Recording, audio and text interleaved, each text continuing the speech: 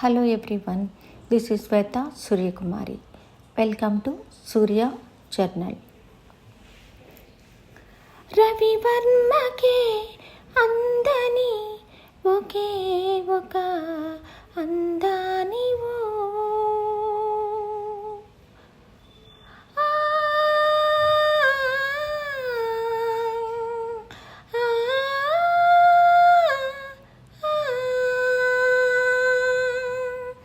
రవి వర్మకే అందని ఒకే ఒక అందానివో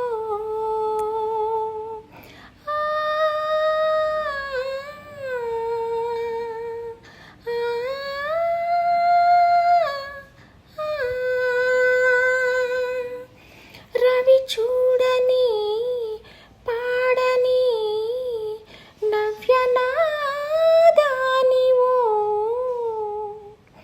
రవి వర్మకే అందని ఒకే ఒక అందానివో.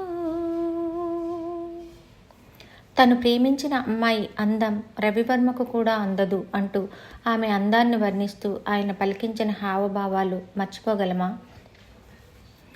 ఆకాశ దేశాన ఆషాఢమాసాన మెరిసేటివో మేఘమా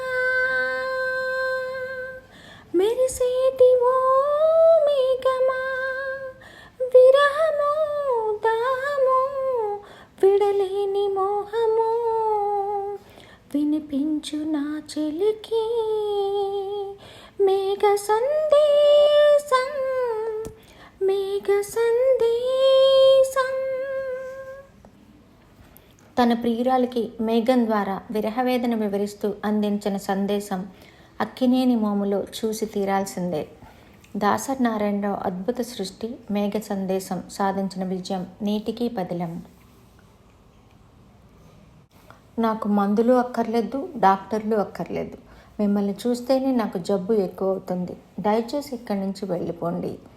అక్కినేని నోటి నుంచి వచ్చిన ఈ మాట ప్రతి ప్రేక్షకులకు గుర్తుంటుంది.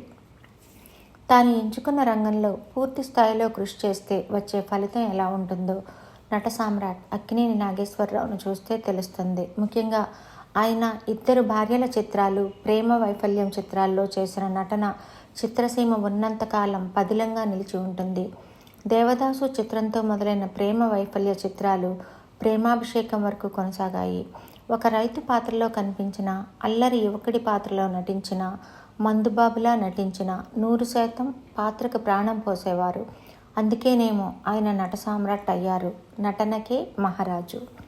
రైతు కుటుంబంలో పుట్టి నాటక రంగం ద్వారా వెండితెరకు పరిచయమైన నాగేశ్వరరావు అగ్ర కథానాయకుడిగా వెలుగొందారు. నాటకాల్లో స్త్రీ వేషధారణతో పేరు తెచ్చుకున్న అక్కినేని ధర్మపత్ని చిత్రంతో సినీ ప్రస్థానానికి నాంది పలికారు. మొత్తం 255 చిత్రాల్లో నటించిన నాగేశ్వరరావు నట వారసులు అక్కినేని నాగార్జున, మనవలు నాగ చైతన్య, అఖిల్తో కలిసి మనం చిత్రంలో ఆఖరిసారిగా కనిపించారు. 3 ఫిలింఫేర్ పురస్కారాలు పొందారు. భారతీయ సినీ రంగంలో చేసిన కృషికి ఇచ్చే పద్మవిభూషణ్, భారత సినీ రంగంలో జీవిత సాఫల్య పురస్కారమైన దాదాసాహెబ్ ఫాల్కే అవార్డు అందుకున్నారు. నందమూరి తారక రామారావుతో కలిసి 14 చిత్రాల్లో నటించారు. తెలుగు చిత్రసీమను చెన్నై నుంచి హైదరాబాద్కు తీసుకురావడంలో కీలక పాత్ర పోషించారు. వ్యక్తిగతంగా ఆయన నాస్తికుడైన అనేక భక్తి చిత్రాల్లో నటించి జీవం పోశారు. సెప్టెంబర్ 20, 1924లో రామాపురంలో జన్మించిన నాగేశ్వరరావు 2014 జనవరి 22న క్యాన్సర్ వ్యాధితో మృతి చెందారు. అక్కినేని నటించిన మోగ మనసులు, సెక్రటరీ, గుండమ్మ కథ, దసరా బుల్లోడు, సూత్రధారులు, సీతారామయ్య గారి మనవరాలు, పల్లెటూరి బావ తదితర చిత్రాలు ఆణిముత్యాలు. చిత్రసీమ ఉన్నంతకాలం అక్కినేని నాగేశ్వరరావు తన చిత్రాలతో పదిలంగా నిలిచి ఉంటారు.